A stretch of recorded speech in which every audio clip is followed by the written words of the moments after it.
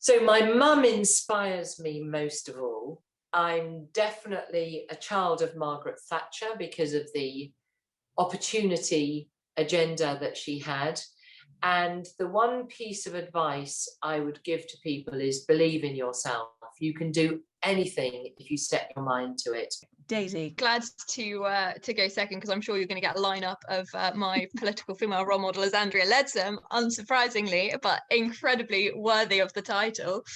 And my one piece of advice would be confide in your fellow girls about any lack of confidence that you have, because you will not be alone. And as soon as you discuss it and you talk about it, suddenly, poof, it's gone. And the scary question that you want to ask at the male-dominated table doesn't seem such a big thing when you know somebody else sitting next to you is having exactly the same worry, and that you're in it together. Olivia? I've always been really inspired by my grandma. She had a really huge part in my childhood, and I think seeing her, really take on as many strides as she could, it always made me realise that there's always going to be a challenge in front of you, and there's always a solution. There's always a way you can push through that.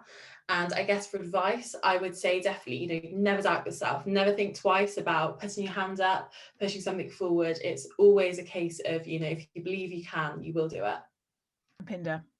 Aunt of mine, actually, who was always the only female in the room that used to just say whatever she wanted, and all the men would just be quiet. They would never ever answer back to her.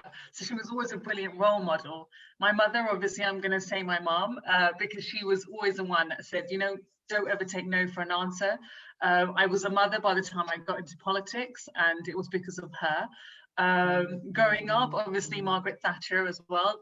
And as I mentioned earlier, Andrea Leadsom, just seeing her active in politics really, really did make a big, big impression on me, being the first person I saw canvassing.